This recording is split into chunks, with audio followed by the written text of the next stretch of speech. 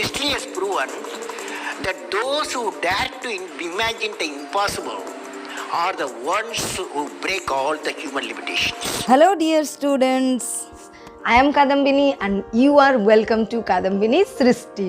So today's chapter is the Missile Man of India. So I hope you all have already seen this chapter. Okay, so for your convenience, I have divided this whole chapter into 5 particular parts so that it will be easier for you to learn and to answer the questions that will come in your exam. So we will discuss part by part. So number 1, who is this Missile Man of India? Then number 2, his family. Number 3, his studies. And number 4, his career. And finally comes his last moment. So in this way we are going to discuss. This is part 1 of the Missile Man of India. Here we will discuss the first 3 parts and the last 2 parts we will discuss in another part.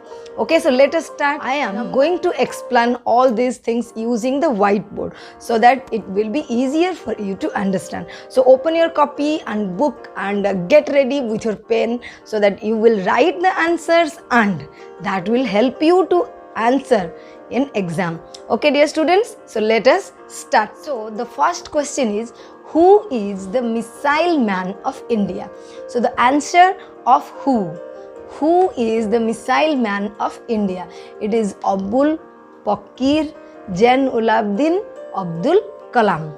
So if we take the first letters APJ Abdul Kalam, okay, so it is written Dr. APJ Abdul Kalam. So this eminent personality APJ Abdul Kalam, he has 2 identities. So number 1, distinguished scientist, means successful and famous person.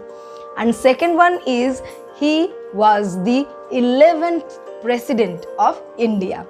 Okay, 11th president of India. So as the distinguished scientist, he is known as the Missile Man of India. That is the name of our chapter. And as the president of India, he is known as the People's President. In the year 2002, he became president and he is known as the People's President. So as the distinguished scientist, he involved in 2 organizations. Number 1, Indian Civilian Space Program, which the institution is ISRO, Indian Space Research Organization. And the second one, the Military Missile Development, and the organization is DRDO, Defense Research Development Organization. So this is part 1. Next is, now the next point is his family. So his father Jain-Ul-Abdin and mother Ashiama. Now his father, he was Imam of local mosque. Imam means, in Muslim, Imam means just like the priest.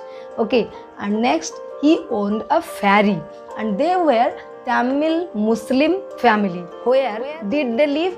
They lived at Rameswaram, Tamil Nadu. Okay, next point is, so in his family there are 4 sons and 1 daughter. The youngest among these 5, the youngest son of Jain-Ul-Abdin and Ashiama, he is none other than Dr. APJ Abdul Kalam. And when he was born on 15th October 1931. So his family, they had a background. What is that?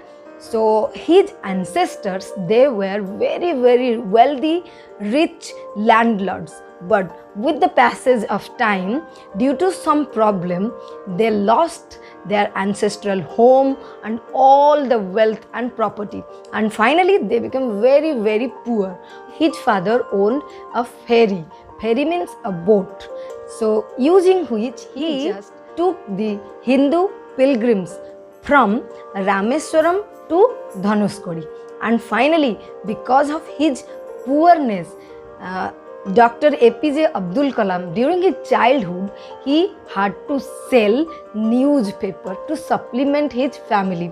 So in this way, this eminent personality had to spend a hard time during his childhood.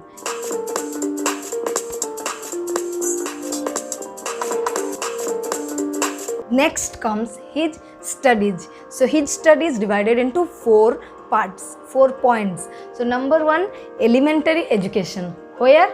At Ramanathapuram.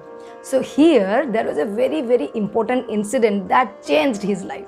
So he had his ideal teacher Siva Subramanya Iyer, who inspired Kalam to develop his skills to compete with the highly educated students, and that changed his life. So once it happened that Kalam went to his family.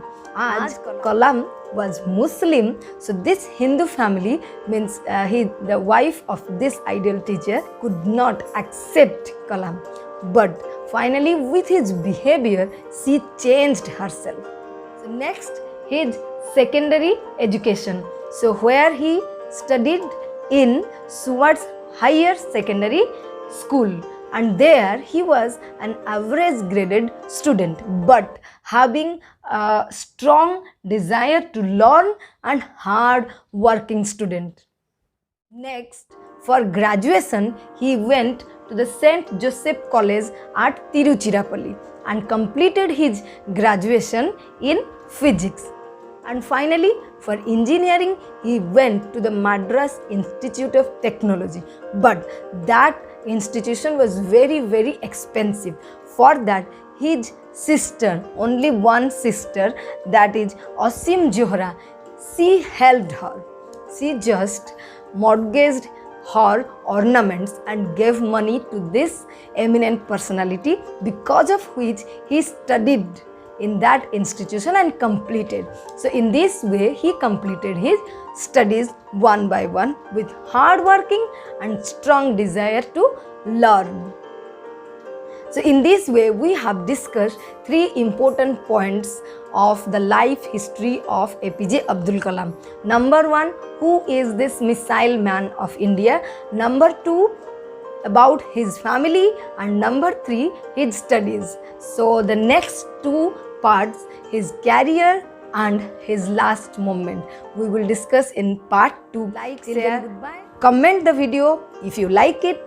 If you have not subscribed our channel to watch such learning videos, click on the subscribe button and don't forget to click the bell icon.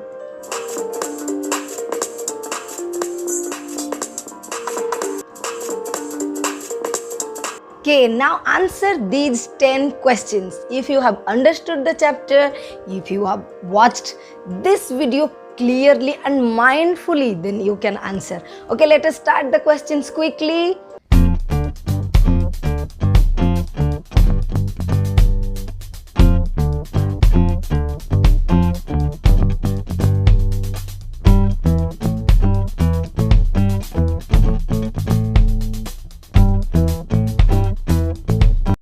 Now it is time for thought of the day. So today's thought is, ambition is wanting something better, but success is getting it. We should know how to handle, not only how to handle the success, how to handle the failures. Use creativity. Creativity leads to thinking. Thinking provides knowledge. Knowledge makes you great. So what you want? Only ambition or success? Yes, we want both these 2 things, and success is the most important thing that we want. Okay, thank you for watching this video. Have a nice day ahead.